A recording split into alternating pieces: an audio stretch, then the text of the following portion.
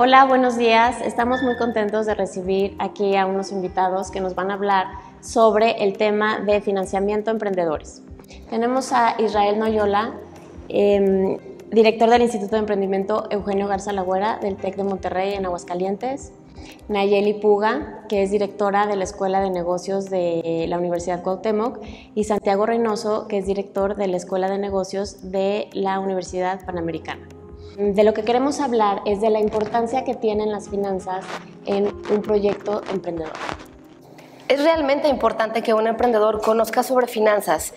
No me voy a meter todavía en tema de financiamiento porque creo que hay un paso atrás del momento en conseguir inversión o inyección de capital a un proyecto.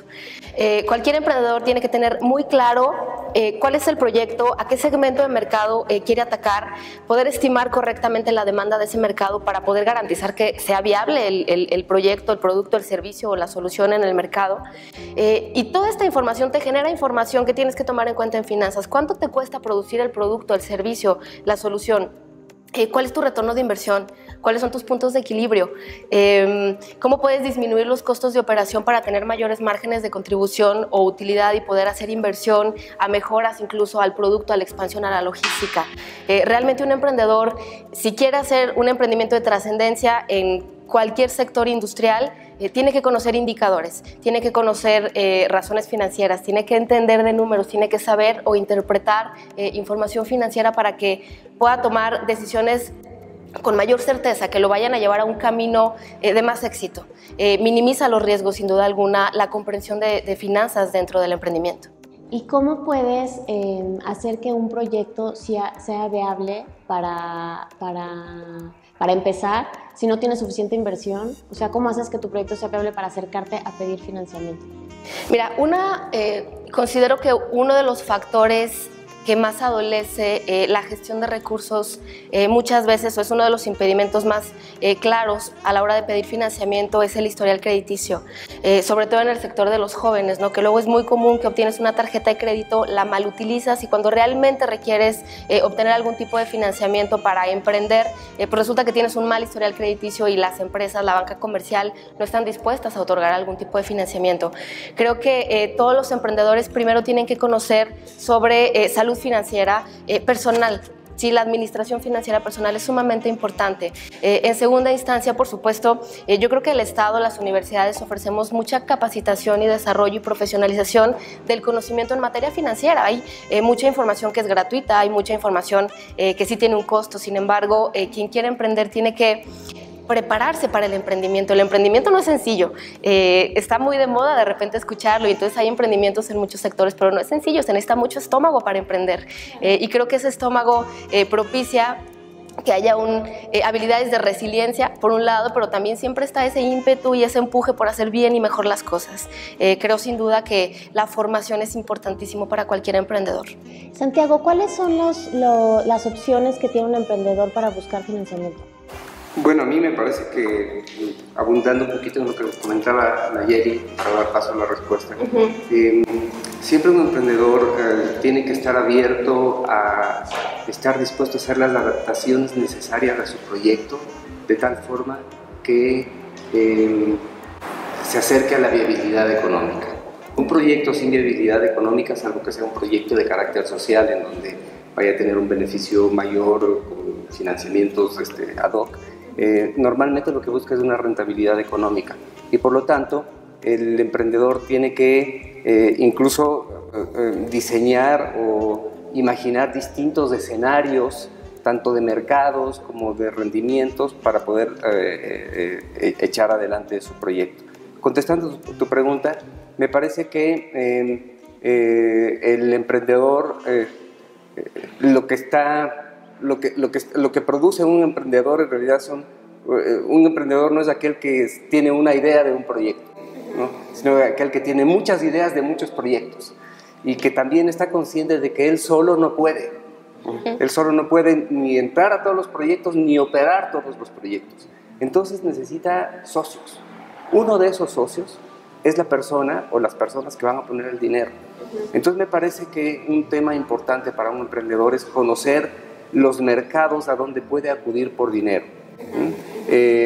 Normalmente para un proyecto nuevo difícilmente va a tener un acceso a un crédito bancario, y si lo hace será a tasas bastante altas, y más en las circunstancias en las que estamos viviendo.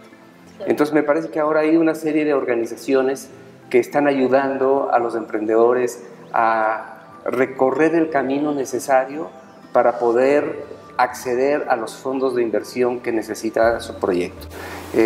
Un dato importante es que, por ejemplo, la gente que está en Silicon Valley obteniendo dinero para financiar sus proyectos, me parece que la ratio anda por ahí de que de cada 10 proyectos te aprueban uno, ¿no? Y además uno de los temas importantes es, Nayeli hablaba de la resiliencia, es un elemento fundamental en la vida de un emprendedor, ¿no? Sí, claro. Dicen por ahí que en algunos fondos de inversión lo que te piden es, una de las primeras preguntas que te hacen es, ¿en cuántos proyectos has fracasado?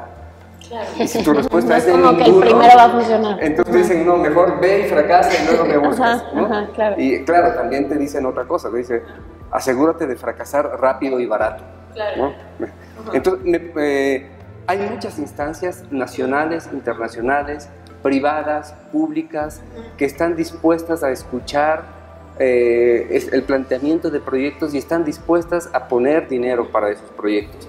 Lo que sí es importante es que el emprendedor tiene que hacerse acompañar de un equipo de expertos que le ayuden a afinar los temas del proyecto donde pudiera estar débil.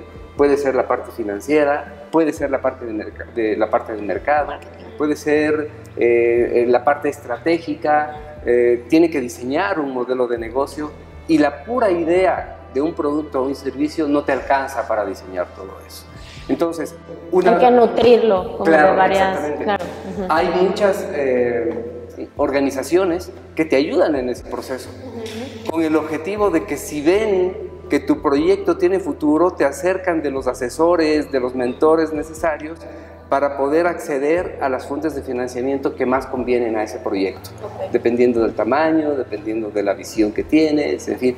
Afortunadamente me parece que en México ya existe esta cultura. En todas las universidades, creo, existe un área especializada en incubación, en aceleración de empresas, en startups. Desarrollo de emprendedores. Y lo más importante es que están ligadas, casi todas estas universidades están ligadas con estas organizaciones nacionales, internacionales, que te ayudan. Hay muchos concursos nacionales en donde vas y presentas un proyecto, y si estás entre los ganadores te mandan a una instancia internacional, y en esa instancia internacional te acercan de los mentores necesarios para poder... y entonces vas a Silicon Valley o vas a Nueva York y vas a los fondos de inversión en busca del dinero necesario para hacer de esa idea un gran proyecto. Okay. Israel, en tu experiencia, ¿cómo empieza un emprendedor? ¿Cuál es el camino? El camino que recorren por lo general es, como comentaba Santiago, es largo, porque el dato que se tiene de 9 de cada 10 que ya mencionó Santiago, realmente son hasta el 10º aproximadamente cuando realmente tienen éxito. Entonces, no es solamente un fracaso, entonces son varios y tiene que haber una fuerte cultura. Entonces, por lo general inician, algunos van emprendedores natos, que emprenden y van dándose paso a paso y abriéndose camino entre toda la red o el ecosistema que existe dependiendo de dónde se encuentre, y de ahí empieza a generar 1, 2, 3, 4 ideas hasta que alguna de esas le pega dependiendo del tipo de emprendimiento que tenga. Si es un emprendimiento tradicional sostenido, el riesgo es menor, la cantidad de capital que necesita obviamente es mucho menor. Por ahí hay un dato que, si mal no recuerdo, lo trae el INEGI, que para arrancar se necesitan aproximadamente 40,000 pesos en un emprendimiento tradicional o con base tecnológica, y dependiendo del foco que vayas, ¿no? Pero principalmente un emprendedor tradicional se va formando, y la vida lo va formando, y depende el punto donde inicie. Nunca es tarde para hacerlo, porque puede ser desde muy joven o puede ser muy muy grande, ya como el coronel Sanders del KFC, que ya fue cerca de los 60 años y que tocó 1000 puertas para poder realmente obtener estos recursos. Sumando un poco a lo que nos comentaba Nayeli, la parte también que el emprendedor, como va forjando ese camino, si el emprendedor no sabe o tiene clara la parte financiera y los números duros, realmente ellos, cuando lleguen y se presenten a un banco, o se presenten a cualquier inversionista, o incluso a una universidad con una incubadora o una aceleradora, si no se ve digamos, el conocimiento necesario del manejo de números, probablemente la idea puede ser muy buena, pero la ejecución que va a llevar el equipo tal vez no lo sea. Por lo tanto, no va a ser el mejor desarrollo, y es donde empiezan a aparecer las incubadoras aceleradoras, que, como comentaba Santiago Nayeli, ya existen las universidades que pueden apoyar a desarrollar estas habilidades, dependiendo del poco que van. Entonces, principalmente, también lo que se puede anexar a esto es en cuanto a los fondos, para sumar a lo que dijo Santiago. Aparte de que están todos estos organismos, sí hay como un PAD que ya se ha establecido dependiendo del ecosistema en el que vas y el tipo de emprendimiento, si es base tecnológica, si alto impacto, si es de social, pero en general principalmente va de las 3 Fs, que son Family, Fans and Friends, que es donde obtienes el primer punto de capital, y de ahí empiezas a brincar al siguiente punto, que muchos de ahí brincan al bootstrap, que es cuando vas a pie y vas con lo que te dio tu familia o estos 3 Fs, poco a poco ir inyectando tu capital hasta que llega un punto en que tu crecimiento no es tan rápido o acelerado, depende si es tradicional o es una organización exponencial. Entonces ahí es cuando ya empiezas a buscar otro tipo de fondos, y ahí es donde el emprendedor empieza a aprender que tiene que tocar muchas puertas para poder llegar a que su emprendimiento tenga éxito, y esto puede ser hasta el 9º, como nos comentaba Santiago. Bueno, pues muchísimas gracias. No sé si alguien quiere agregar algo. A mí me gustaría, hay una frase, y voy a profundizar un poco en lo que señalaba Santiago, que dice que el tamaño de tus proyectos son tan grandes o tan pequeños como el tamaño de tus mentores. Yo creo que es una frase muy valiosa en materia de emprendimiento, porque creo que estamos en la época más colaborativa que ha tenido la humanidad. Antes era muy común escuchar que si tenías una idea de negocio la guardaras y no se la dijeras a nadie porque te la iban a robar. Y hoy en día los ecosistemas de emprendimiento yo creo que lo que más promueven es justamente eso. Tienes una idea, compártela, y compártela con gente que sepa más que tú, para que pueda contribuir a esta idea y para que pueda empujarla de manera que pueda ser exitosa. Quiero hacer mucho hincapié en este panel, en este tema. Un emprendedor no está solo, y el emprendedor que quiere trascender solo va a encontrar un camino un poquito más atropellado para hacerlo. Hay muchos aliados en el ecosistema. Actualmente se habla de muchos modelos de financiamientos como los que acabas de señalar, muy acertados. Hay modelos como el crowdfunding, que es increíble. ¿Por qué? Porque resulta que yo tengo una idea que impacta a la sociedad, a la economía, a la política, a la tecnología de un país, la subo a una red tipo Play Business, y las personas pueden apostar o inyectar capital a mi idea, y eso es una fase de democratización de las ideas, en donde muchas iniciativas, muchas mentes, muchos talentos se suman a la misma. Creo que hay muchos caminos a seguir en materia de emprendimiento, pero siempre que un emprendedor se para a pedir inversión, lo primero que le van a preguntar es demanda de mercado, cuál es tu retorno de inversión, cuál es el punto de equilibrio, y nos regresamos al tema de inicio, finanzas. O sea, hay que entender las finanzas, hay que entender los números dentro de la organización para poder defender una idea. El pitch, su cierre siempre es ahí, ¿no? O sea, ¿qué vas a obtener como inversionista de mi idea?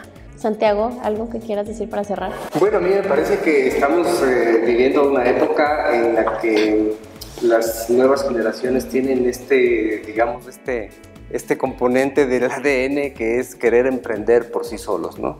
Afortunadamente también son generaciones que han entendido perfectamente esto que decía Nayeli, ¿no? El trabajo colaborativo hoy es fundamental. Nadie puede solo nada. Nadie puede solo nada. Esa es una idea que me parece que hay que seguirla cultivando, porque además esto de rodearte de gente mejor que tú, pero también gente diferente de ti, o sea, que piense diferente. Hay que atrevernos a platicar con gente que piensa diferente, porque las ideas se complementan cuando hay pensamientos distintos, claro, no cuando hay pensamientos iguales, ¿no? Las ideas disruptivas, la innovación, la creatividad, los mercados son muy complejos. El mundo de las finanzas es muy complejo, y por lo tanto una de las habilidades que hay que desarrollar es efectivamente saber resolver problemas complejos de manera interdisciplinaria, intergeneracional y multicultural. Israel, ¿algo quieres? Ya para cerrar, para agregar un poco lo que Santiago y Nayeli comentan, en la parte de, principalmente cuando van los chicos o los emprendedores de cualquier edad, no importa la edad, a tocar puertas de inversionistas, cuando lleguen, tienen que tener una muy buena presentación, que es lo que suma el pitch, porque el pitch y la presentación, si no es clara, la gente no te va a entender. Y tiene que estar en palabras normales. No, si van a hablar con tecnicismos, seguramente el inversionista no es experto en medicina o no es experto en tecnología, no es experto en agricultura o en temas de agroindustrias, entonces tiene que ser muy claro. Entonces, si tiene una presentación muy clara, adelante. Segundo, el emprendedor, como comentaba, si ya tiene varios fracasos, ya tiene la experiencia, entonces el riesgo se reduce.